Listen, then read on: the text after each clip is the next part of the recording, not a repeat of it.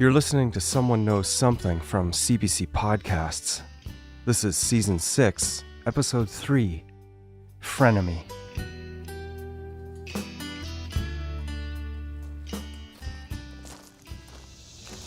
I mean, don't get me wrong, I do appreciate Kyle helping, I do. But I'll say and do anything to get what I need for closure.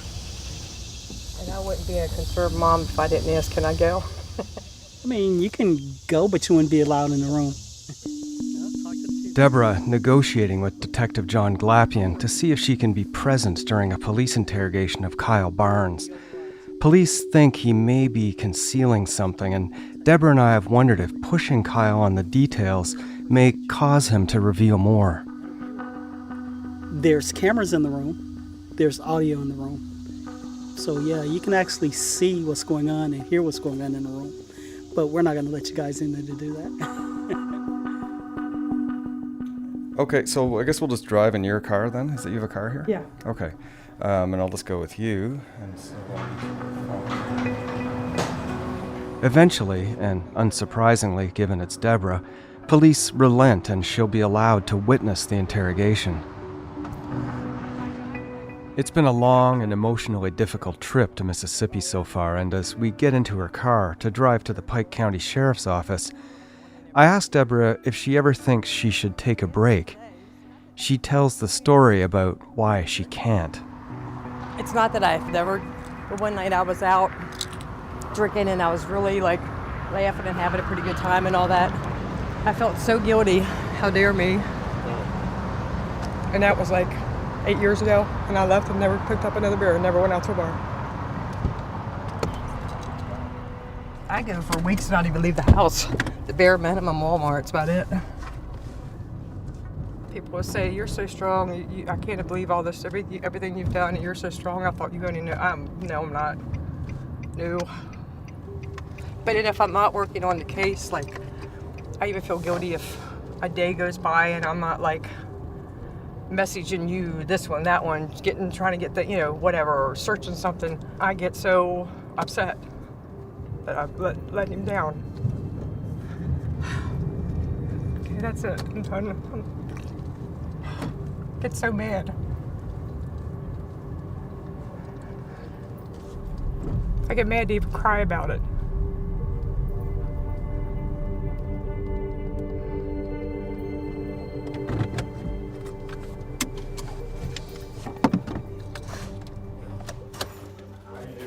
Deborah arrives at the Beige police station and enters an office jammed with investigative files and boxes on every surface. There she slumps down at a metal green desk belonging to one of the county detectives. She covers her face with her hands and remains like that for more than a minute, Deborah's neon pink shirt seeming to glow brighter from her frustration. Then the flat-screen monitor on the desk in front of her sputters to life and she looks up. On the screen, Kyle in an interrogation room somewhere else in the same building, monitored by a corner-mount camera. The room is the size of a jail cell, white painted concrete. Kyle sits at a desk that's pushed against a wall, hunkered over a piece of paper he seems to be reading. Detective John Glapian sits next to Kyle, close. You're not under arrest. Yep. You have the right to remain silent. Truett Simmons is sitting somewhere off camera. Both are in crisp shirt and tie. The volume suddenly turns up. You understand your rights? Okay, so you're willing to talk to us about what's going on right now? Yes. Okay. Kyle doesn't seem any more nervous than he normally appears. Would you consider yourself a competitive person or a laid-back person? More competitive in some respects. I like to be the best at whatever I do. Kyle likes to be number one and the best at whatever he does. Okay. If you had a task to perform, would you try to perform the task yourself or would you try to persuade someone else to do it for you? I typically would do it myself, or I would get people to work with me on it, but I would normally lead the project. Like I would be, here's how I need your help in it. Here's what I need you to do, here's what I do, but I would be doing it. People come to you with their problems. If they got something they don't know how to work out, they always come to you and ask you for help. So I'm pretty much right on Earlier, Glapian talked about how his interview strategy depended on the personality type of the subject he was interrogating. Glapian thinks Kyle has a steadfast personality. Steadfast personality is like the moms of the group.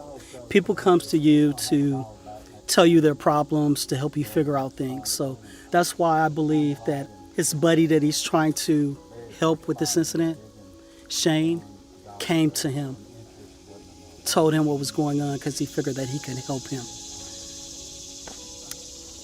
He's a steadfast personality. That's why when he's telling the story, he's constantly telling it the same way over and over and over.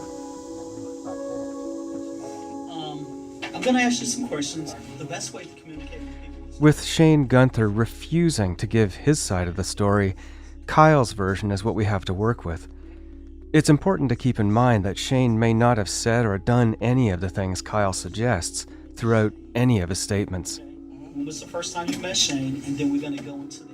Kyle says he first met Shane at a gay men's rap group. First time I met Shane was when I went to the gay men's rap group, and it was in January of '94. I think from there, Shane invited me over to his place for, I'm not sure exactly, but we then started working out together. And then my junior year, I decided I was going to do an internship in D.C. Washington, D.C. So I went back to D.C. and had a place I was staying and doing an internship, and then Shane was bored.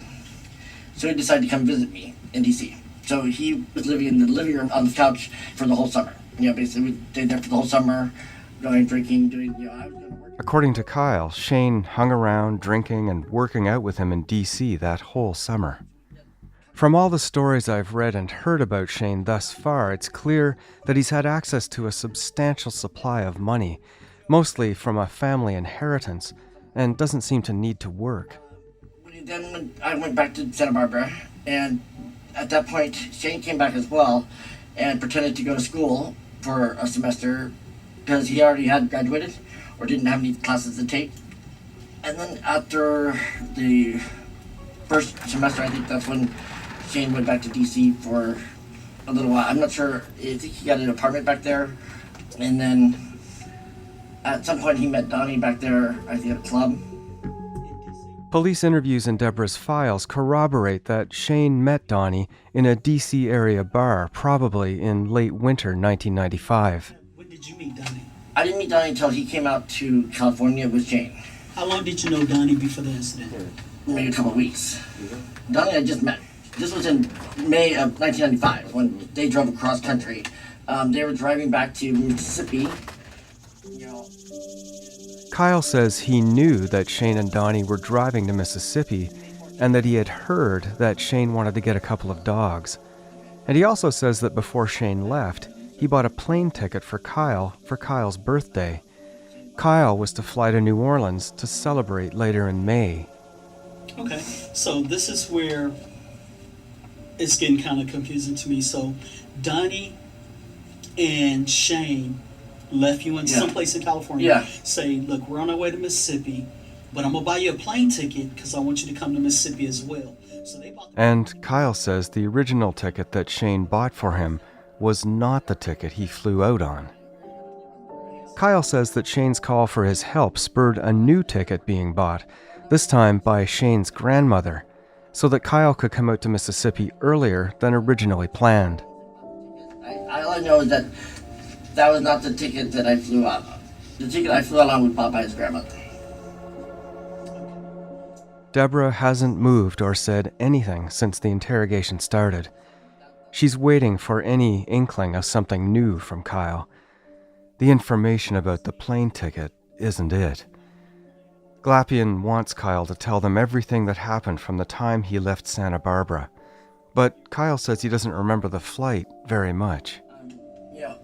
I don't remember the flight too much. I was looking at New Orleans from where we were driving. I remember looking at the road, looking at the thing. Was this daytime or nighttime? It was getting dark. It was like almost nighttime, but not totally nighttime. Shane, he was talking about how Donnie left him, and he was crying, and that they had a fight about him going out with other guys. Okay, let me stop right there. At this point, Kyle says Shane told him the story about his breakup with Donnie dancing with another guy at a bar, and that he eventually dropped Donnie off in New Orleans. My conversation with them was that, hey, guys are gonna do that. How did you view Donnie and Shane's relationship? They were dating, I guess. That was it. They were together as a couple, but they weren't like married or anything. Like they just met each other a month or something before that. Did you consider it as an in-love relationship? No. Okay. From what I could see, it wasn't serious, especially, just met kind of thing, and they were just at a club. They were just dating. So then, that conversation, I did think that it was a little strange how he acted, crying so much. Kyle reassured Shane, telling him he'd find another guy and things would be okay. Except they weren't. They drove from daylight into darkness as they arrived at the Macomb farmhouse. Started getting dark. Okay. And we pulled the car up to the house, and then we walked towards the back. So I remember the big window in the front of the house, and we were looking there and going, well, big window. And then he started to get a little anxious, or a little bit like, hey, I have something I have to tell you. And I don't want you to freak out, but I have to tell you something. And he said that he hadn't dropped Donnie off in New Orleans, and that he had an argument with Donnie here at the house, and that he had shot Donnie in the back. At that point I wasn't sure, I was kind of stunned. I didn't believe him at first, and then that's when we walked over to the car, and he opened up the trunk, and then I saw the body.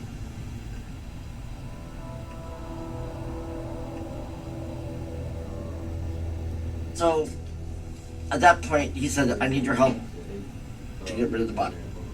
And I wasn't thinking too much as far as the consequences of it or about the seriousness of it. I said, okay, I'll help you. Because at the time, I remember even thinking initially, well, you're going to be caught, you're not going to get away with this kind of thing. Did you tell him that? No, I didn't tell him that, but I thought that. And then, he did say, oh, well, the only person looking for him is going to be his mother. He said that, he's a loner, doesn't really call anybody, doesn't know anybody. Okay, Kyle, we're gonna stop. We're gonna back up a little bit Okay. because I feel like you're leaving some stuff out. Okay. All right, I do feel like you're leaving some stuff out. Let's go back to when he said, "Hey, I got something to tell you. I don't want you to freak out." Mm-hmm. When he opened the trunk, I remember him talking about how he wanted to bury the body underneath the carport area. I also said, how are you going to do that? Kyle says it was Shane's initial idea to bury Donnie in the dirt crawl space underneath the guest house with the carport. But Kyle argued against that, saying the small size of the crawl space made it too difficult to dig in. And I said, I'm pretty sure I said I don't think that's a good idea. We talked about the idea of burning the body, and that would be a better way so there'd be less evidence, obviously. So who came up with these suggestions? You did or he did? I don't know exactly, honestly. It might have been me. I don't know. I'll remind you of what you've said in the past. I said it was me. Yeah, you did. I did. You I remember saying I know. Okay. When the trunk was open, describe to us exactly what you saw. Every detail that you can remember. I saw Donnie naked. I saw 3 bullet holes in his back. Then 1, 2, 3. He was curled up. His head was facing towards the right of the trunk, like this in the trunk. So we talked about the fire piece of it, and I said that would be the better way of doing it. I remember crying.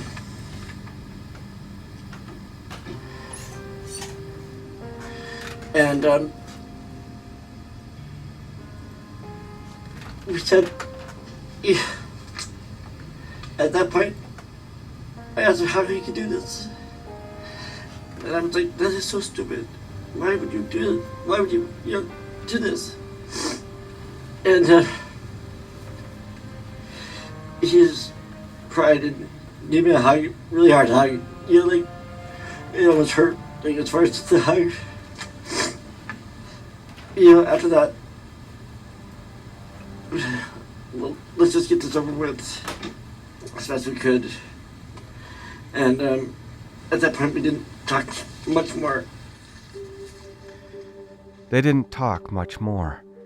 Then Kyle says he and Shane walked through a jungle-like area, rife with spider webs, and saw the fire pit stacked with wood, 6 feet by 6 feet, perhaps wider. They made their plan for the burn, and Shane drove the Miata closer. So after we had fire set up, we opened up the trunk again and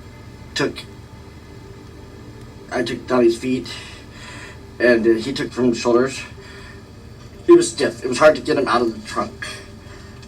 He was also a big guy, about 170, 6 foot tall. So we had the feet out first, I think, and then we had to grab the blood help to get the rest of the body out. Now, are you sure he was deceased at this time? Oh yeah, and I don't never see any blood. It was, it was every sign that he was dead. There was nothing that he was awake or alive.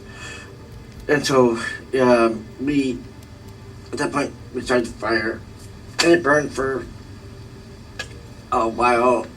We put some more wood on it, on top of him, keeping it going.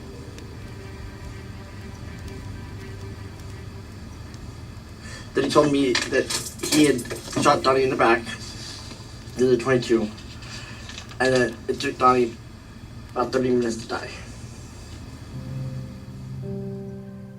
Donnie was shot in the back and took 30 minutes to die. That has always been the one thing that bothered me, is hearing that when he told me that. I almost didn't want to be helping him. I didn't want to be helping him. I wanted to basically turn him in or call, or I actually wanted to hit him. I was really upset, and I walked away. I walked away after that for a while. Okay. I got sick during part of it. I threw up. I started to get nervous about the fire being so big, thinking that someone's going to call the fire department. Kyle says he started to see parts of Donnie through the flames, even though they had deliberately placed brush on top of him to pretend he wasn't there. When he saw what he calls pieces of Donnie, it disturbed him. But then I started to see pieces, things. So I went away from the fire for, an hour or so. And I went into the forest. While you was doing all this, where was Shane? Shane was there by the fire still, by his car during that time. Okay, so how long did the fire burn? Did it eventually go out on its own, or did you guys put the fire out? Or? No, it went on for about 8-9 hours. It was about 8 o'clock and 9 o'clock in the morning when it was out, and it was just ash. There was a few bones left. Okay, so Kyle says he saw Donnie's skull and some larger bones, and then he watched as Shane smashed them into ashes with a shovel. I could see the skull. I saw some larger bones, and then that's when Shane had taken a shovel and smashed the bones to where all that was left that you could see was ash. So there was nothing, no lumps, no bones you could see. It was all ash. You watched him do that? I saw him, yes, smash. Did you? I did not smash anything, but I saw him do it. He asked me if I could see any other bones, or if I could see anything. Okay, Cal, I'm gonna ask you a serious question, and you need to answer my question correctly. You mentioned a .22. Did you ever see the gun? I never saw the gun. I never saw the gun. So how you know it was a .22? He told me that he shot him with a .22. I never saw the gun. Never, ever. I don't know. I've never seen the gun. So why would he come out the blue and say, I shot him with a 22? Why did he just say, I shot him? When he had told me that it took him 30 minutes to die out, I asked him what kind of gun he shot him with. If he shot him with, a larger caliber gun, obviously he would died earlier. Not necessarily. Well, not necessarily, but I've grown up on a farm. I've shot a 22. It's where you use to shoot squirrels or shoot birds, things like that. Shooting somebody with a 22 is not a big gun. 22 is from my experience, would be something that you wouldn't shoot a person with. You would need to shoot them with a larger gun, right? That's my experience. According to documents I found, Shane Gunther had a .38 caliber Smith & Wesson handgun registered to him at a West Hollywood address in 1993. But I never saw the gun. Gunther's occupation is listed as aerobics instructor. Both Truitt and Detective Glapian have told me that Shane Gunther reported to police in New Orleans that a handgun he owned had been either stolen from him or lost by him there shortly after Donnie disappeared. No original paperwork exists on this alleged police report that Gunther made, to my knowledge, with Hurricane Katrina being blamed by police for destroying the records. Glapian turns the conversation with Kyle back to New Orleans and the story about he and Shane looking for Donnie in the clubs. So you guys went to these clubs to make up an alibi? Or? Yeah, make up an alibi that, hey, we were actually looking for him still, and we asked people if they'd seen him, had a picture of him or whatever, but we actually didn't. We weren't asking anybody. We then went to the casino, and then, he dropped me off at the airport. I want to back up to when y'all left here. Mm-hmm. Okay. This would have been after Shane broke up Bones. Mm-hmm. Am I right? Did Yes. I hear you right? Yes. And y'all left. Nothing else was done then? Nothing. We got in the car and drove straight. We didn't stop anywhere. We went straight back to In other Bones. words, after breaking up the Bones, are you telling us that everything was left just like that, and y'all left and went to New Orleans? Yeah. And nobody changed clothes? Nobody changed clothes. Because what kind of concerns me is that, Shane is taking a shovel, hitting these ashes. Soot should have been piling up on him. This is the part where I don't remember changing clothes at all. I don't remember changing clothes. I know I didn't take a shower, because we never went inside the house. So I don't even know if I brought clothes with me. I don't know what luggage I had. I don't know if I had a double bag. Glapian starts to dig in a bit more on Kyle. Some of the things that's confusing me, Cal, is that you remember some things, dates, times, and everything to detail, but other things you don't have memory of. That's just confusing to me. Well, no, and either you do or you don't. This is the part where I suppressed so much of it. For the longest time, I thought it was a nightmare.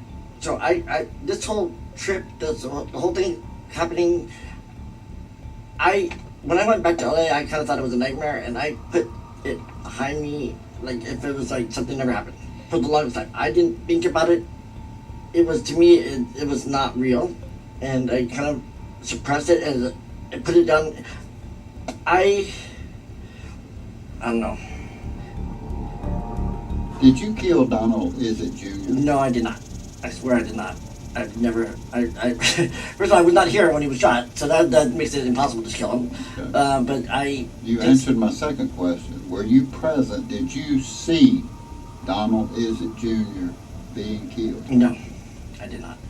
Did you see Donald Izett Jr. after he was dead? Yes, I did. Who killed Donald Izett Jr.? Shane told me that he shot him. Shane told you that he shot him. He shot him.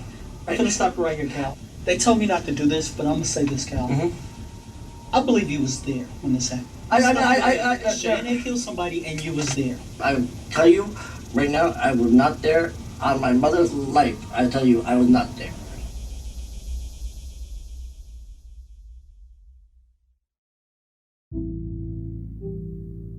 So just tell me, Kay, what exactly Kyle told you about his own involvement in this case. I'm in the living room of the home that Kyle Barnes grew up in. part of a low-slung ranch house in what has become the suburbs of Greater Sacramento, California. On a table, a plaque that says, "There's these boys that stole my heart. They call me Mom." Kay Barnes, Kyle's mom, and his brother Kevin are sitting next to me on a couch in front of a picture window that looks out onto a large circular driveway. I'm interested in what Kyle may have told the people closest to him. As far as I remember, he was more like Shane had killed this kid and that his mother was attempting to locate the body or pieces of the ash from the property. I mean, it was a very short conversation. Did you ever meet Donnie, is it either? No. Okay. Never. Kay looks in her 70s and is wearing a fuchsia blouse and capri pants, and Kevin, balding in his 40s with a dark golf shirt and jeans. Neither of them have ever been interviewed about Kyle or Donnie's case before, or looked into it, they say. So what they tell me is as unfiltered a version as it can be of what Kyle told them. As far as Kyle, I mean, growing up, he was the person you would think would actually be running for a political office or, leading some corporation. But then kind of shifted from being here in Northern California to going to school at Santa Barbara, getting into the LA area, and in doing so kind of decided I'm gonna chase after that quick buck kind of thing. Left that stable job at Bank of America, started trying to do the whole .com, and I think at that point that's kind of like where he just kind of shifted and became a completely different person. But he works hard. I mean, we growing up, being here on the farm, doing everything that we did. Okay, he was very articulate, very well spoken. He was the president of the local 4-H club, so he was talking to the whole audience. And he was active in the student body through high school, became the president. Student body president. Student body president. When he was a senior, he was rally commissioner. Kyle's fast-talking, nebulous style of speaking apparently didn't come until later. Possibly, as Kevin suggests, because of increased drug use after moving to Los Angeles.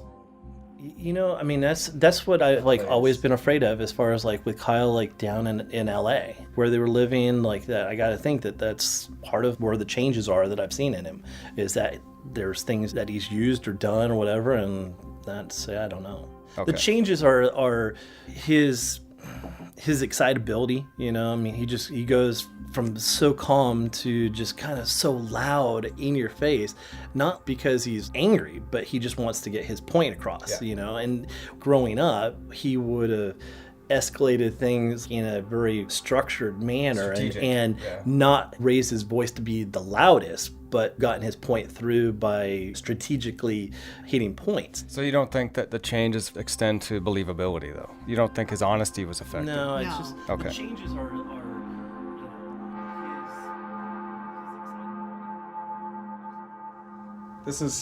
That's when they're little. That's when we were really little. This is him growing up. Actually, this would have been probably almost 15 years ago would be a photo. Kevin points to a photo showing him and his mother standing with Kyle and laughing for the camera. In fact, the hallway I'm in is covered in photos of Kyle, from baby days through high school and beyond. Kyle goes from clean-cut and collegial-looking to more wizened and balding by the end. Well, there's a lot of other pictures. I've got that whole thing in my bedroom. Oh, yeah. Of all of him. So tell me, if you can remember, Kevin, the timing of what Kyle said and what did he tell you about this case? Yeah, it had to have been probably maybe a couple years ago, maybe a little bit longer, because he reached out to me for money. Because over the last few years, he would usually call me, text me, something, hey, I need money for gas, right? Something. And I think he was in New Orleans. He was in New Orleans. Louisiana, somewhere along the Gulf, down there. And he was meeting with, I want to say it was the local police or the FBI or one of the agencies. The story was that he was down there to help them out. they were supposed to have like paid for him to be able to travel there and back or something. But then he was down there and it was like taking longer or something. And so he needed money for food or some other expenses. I'm like, well, what are you doing there? And I'm like, what's happening? Then that's like when he shared the story. And so he admitted that he was down there because Shane had done something to Donnie. I don't know if he shot him or whatever, but what Kyle explained to me was that Kyle helped Shane take the body to some forests, like some grass area, swamp area, marsh area, something along those lines. And that's like what he was helping the police, was that he was trying to basically give them like what the location was, and that they were trying to go out and do forensic something to uncover like whatever. So Kyle has revealed to you that he helped dispose of Donnie. Just something about being burned. Yeah, that's what he was telling me, and Okay. whoever he was sharing that with. They were trying to go out to some site or something to identify it. But I don't know if it was the body itself or the area that it was like in, or, you know, if anything was used. Like, I have no idea. Now, Kay, is that the first time you've heard that part of the story? Yes. Okay. Yeah. Did you guys not talk about this before? No, we haven't. No, talked we haven't about it at all. talked about it at all. And did your brother ever say to you or to you, Kay, that Kyle had been the person that killed Donnie? Did he ever say that to you? No, never. I mean, I can tell you I'm not happy with what happened, because if the roles were reversed and, you know, and I was the one there, the first thing would have been calling the police. I'm not helping anyone out to do anything. I'm basically calling the police. So I can't answer for what Kyle did, but Because I don't know what their relationship was. Do you believe Kyle? Would you believe that he's telling the truth here in this situation? Yes. There'd be no reason for me to disbelieve it, because he's really been fairly honest. I mean, he's always pretty honest with me if I ask him a direct question. So there's no reason to believe that he wouldn't be honest. How about you, Kevin? Would you?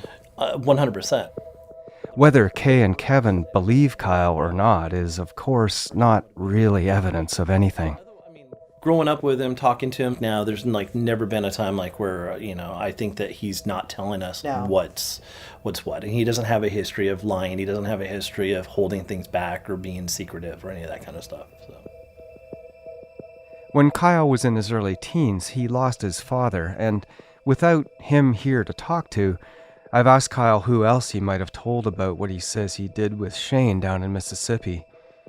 Partially to find corroboration, particularly if he told someone close to 1995, but also to see if the story changed across tellings. Oh, hi, how are you? Good. We can move there. Oh, okay, great. Kyle tells me that he told his partner Melton a version of the story. Kyle has been living with Mel in Los Angeles for about 15 years. Yeah, Kyle told me about it. What has Kyle told you about the case? I didn't know about all of this, you know. And he said to me, like, I have to tell you something about a missing person. And that's Donnie. And he told me about that Shane used to be a roommate, I believe, with Kyle in West Hollywood. And then Shane invited Kyle to go to Mississippi, New Orleans. So Kyle went there, and now Donnie is dead, and now Shane, like, he asked Kyle to help him how to dispose the body and all that stuff. So it's like Mel's wearing a black tank top with the words defend and coexist across the front. He came to the US from the Philippines less than 20 years ago as a bank manager. He was also a member of an organization known as Singles for Christ, where he says he gave talks to troubled youth. He's soft-spoken and soft-edged. yeah. So when did Kyle tell you about this first? When was the first time you heard? The first time about, like, I think, I don't remember exactly, but I know that during the time he said to me about Deborah, the mother of Donnie, you know, because Deborah's been looking for an answer of his missing, of course, understandable. So he told me about that, and I was like, "Who are you?" Like I don't know you then. Like, you know what I'm saying? It's a surprise. Like, all of a sudden, like, hey, what else are you hiding? You know, it's like.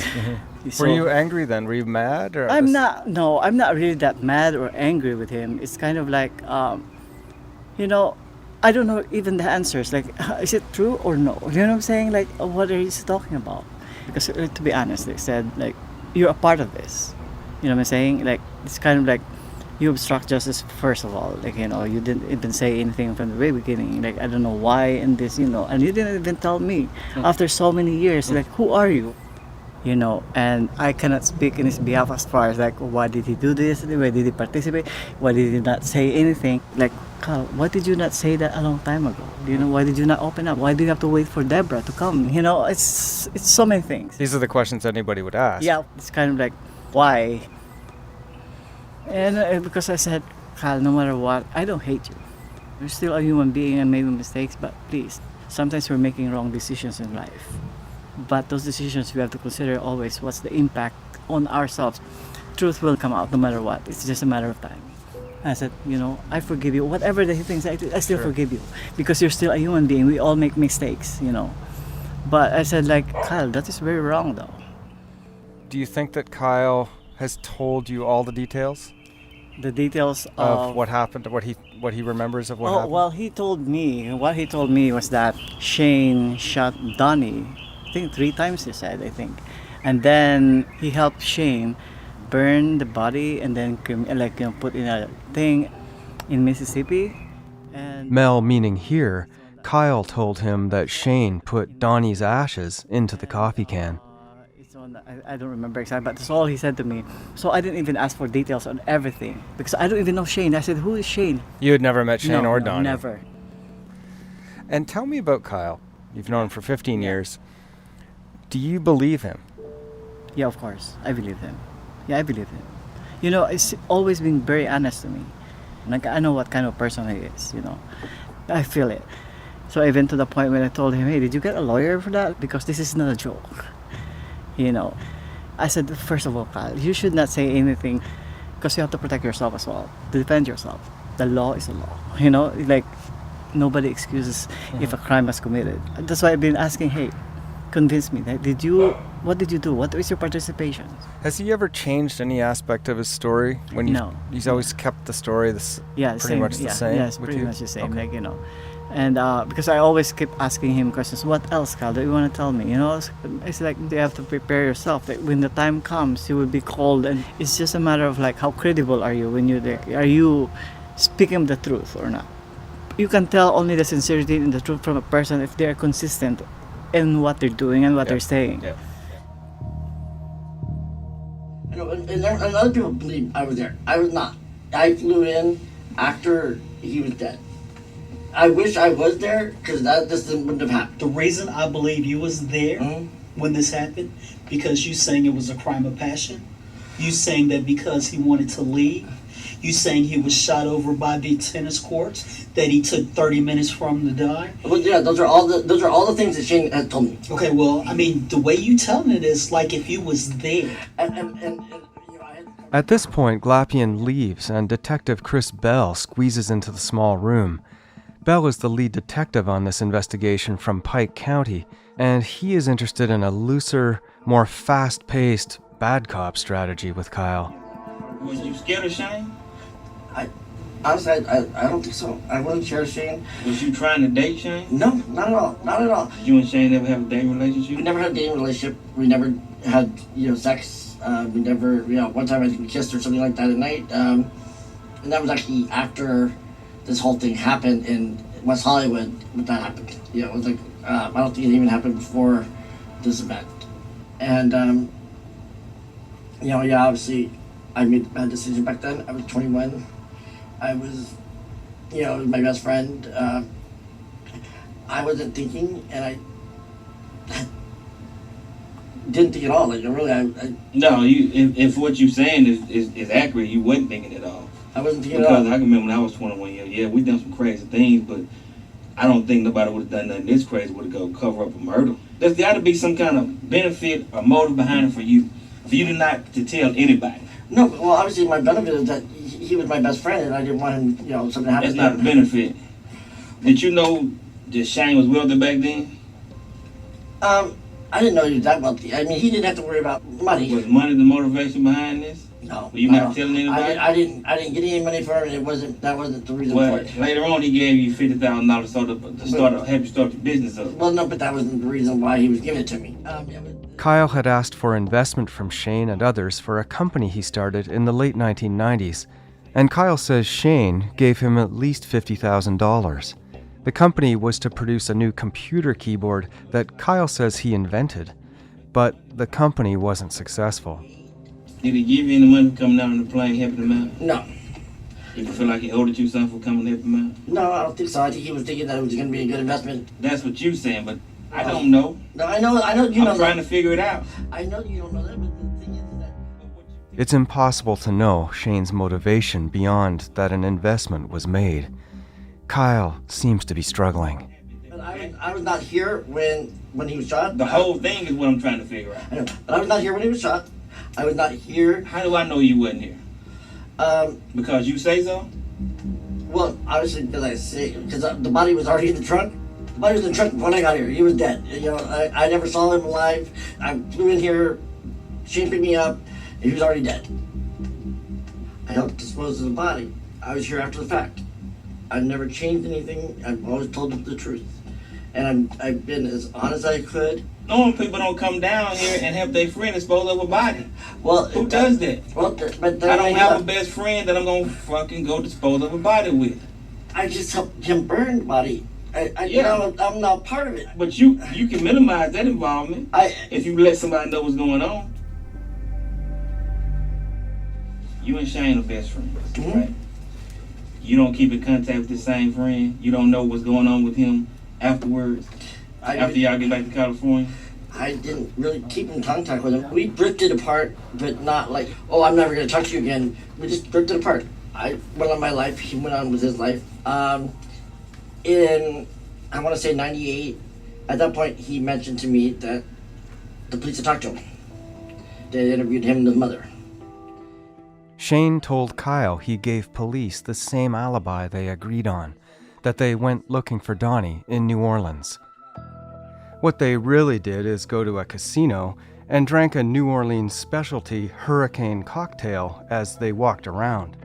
In the morning, we drove back to New Orleans. Again, I don't remember much.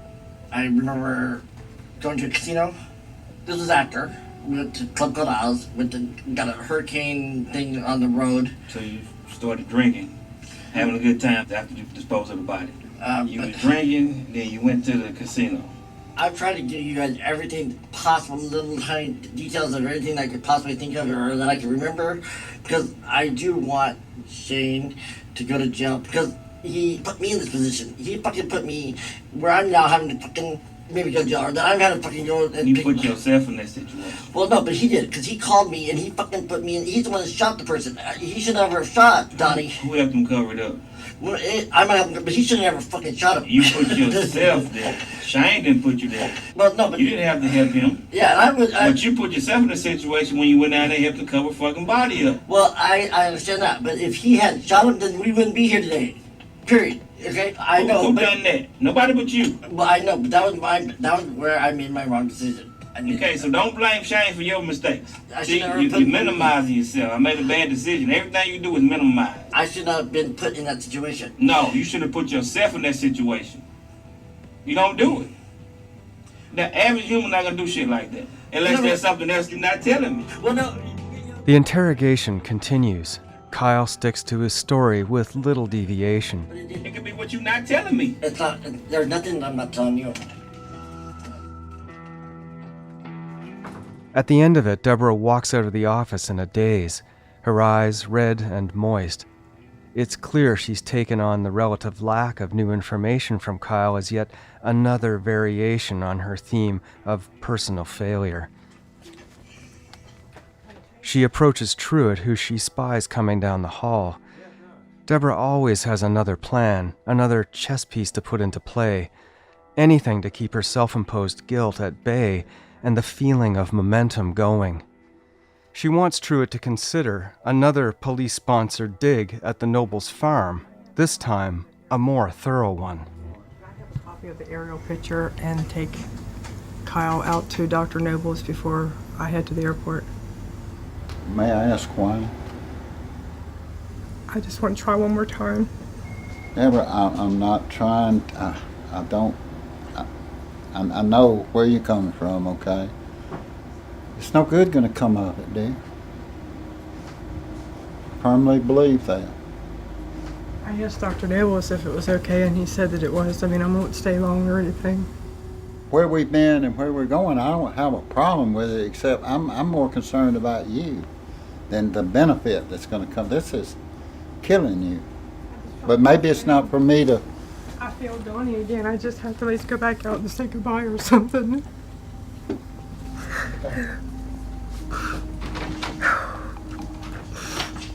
We've come this far. Just want to say goodbye again. Okay. It's so hard to leave every time I'm here. I know.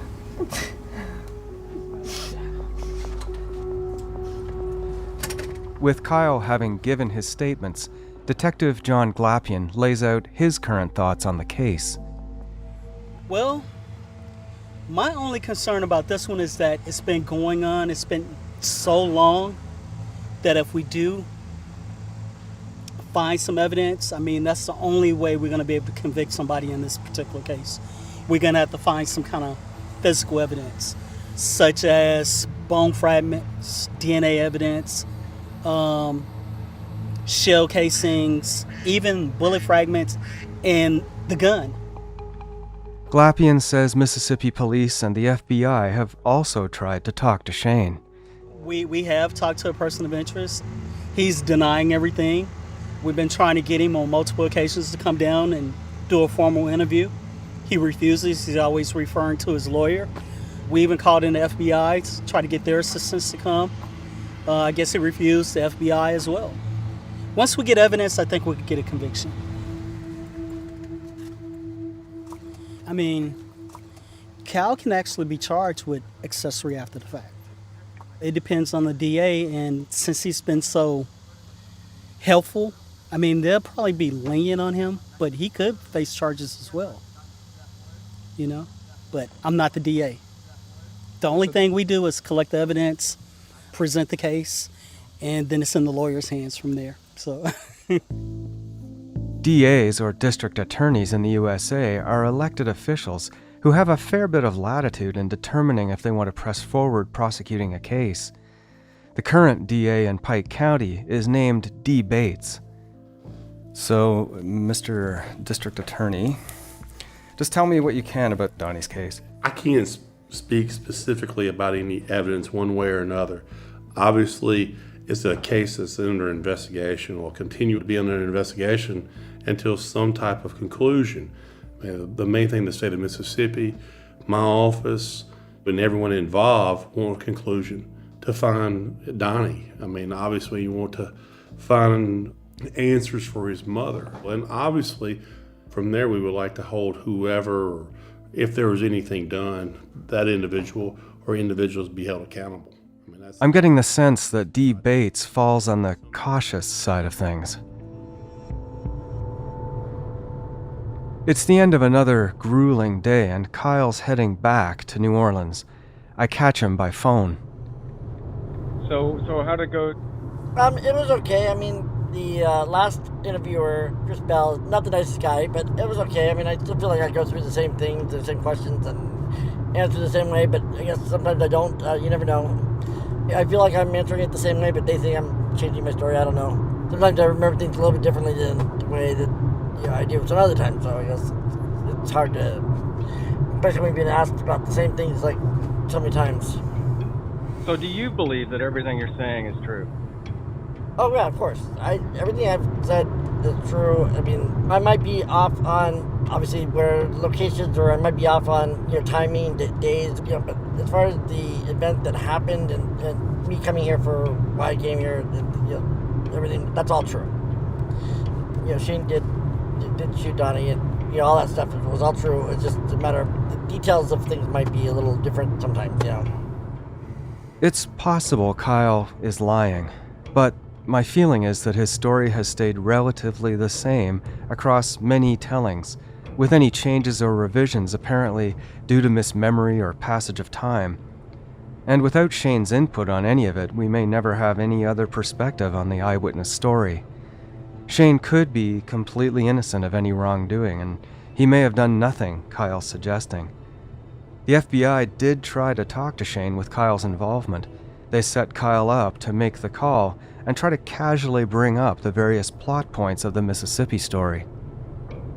Well, I tried to talk to him with the FBI on the phone back in October, and he thought I was crazy or didn't want to talk about anything that had to do with the anything. He said, so I don't think he'd want to see me now, because I think he'd think I would be wired or.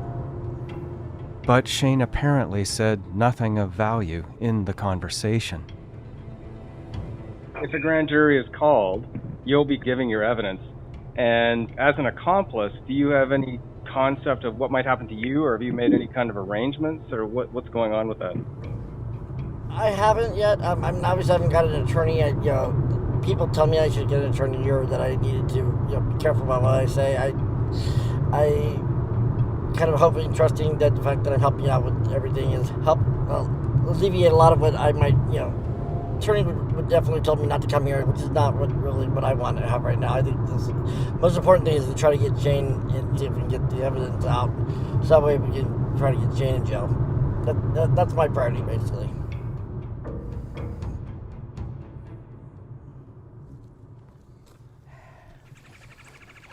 Can you please just take that? What is it? Deborah's thrown a small silver medallion for a necklace onto the hood of her car. Kyle's flown back to California, and Deborah and I are regrouping on next steps before we separate for a while. It's because you travel so much, and it's a coin to protect you while you're driving. And I wanted you and people that's involved in the case helping me to have it. The St. Christopher Medallion. Protect us wherever we may roam, and guide us always safely home, patron saint of travelers. Thank you. So it's a little medallion with St. Christopher on the front. I don't know, is that the baby Jesus on his shoulders or something? Yes. They both have halos. That's great. I need as many halos as I can get. I don't believe in halos or saints, but Deborah does, so I take the medal and put it in my jacket pocket. What's your next step? Start working on planning the excavation, and people still say that no matter how long it's been and how many fires took place over top of that same fire pit, that there still has to be something. And Deborah set some wheels in motion to find an experienced forensic team to dig up Dr. Noble's yard, around the area where Kyle has indicated, and where police made their shallow test trench. It's just a matter of funding it, but it's going to happen, and I'll be helping with some things, but I'm planning it for the spring, because I don't want to get involved with cold weather. But it's going to be a large one. It's not going to be a probe. So.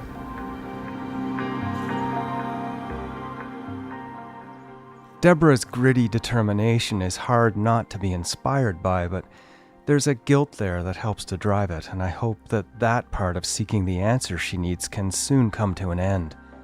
Kyle's position stays relatively the same, and police seem to be inching toward believing him.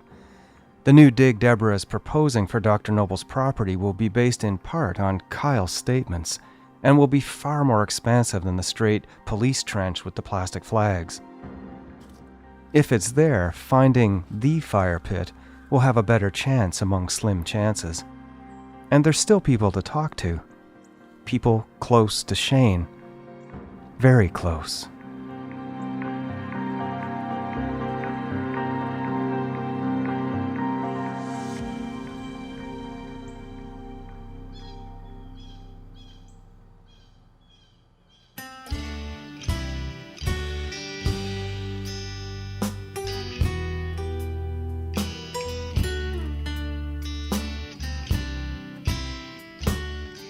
You've been listening to episode 3, Frenemy. Visit cbc.ca/SKS to learn more about the Donnie Izzet case. You can also join our Facebook group and follow us on Twitter at SKSCBC to discuss episodes with others and discover exclusive content. Someone Knows Something is hosted, written, and produced by me, David Ridgen. The series is produced by Eunice Kim, Chris Oak, and Cecil Fernandez, with help from Mikala Rana and Emily Cannell. Tanya Springer is our senior producer, and the executive producer of CBC Podcasts is Arif Noorani. Our theme song is I Once Was a Bird by Justin Bird. Down the dirt road into the cold.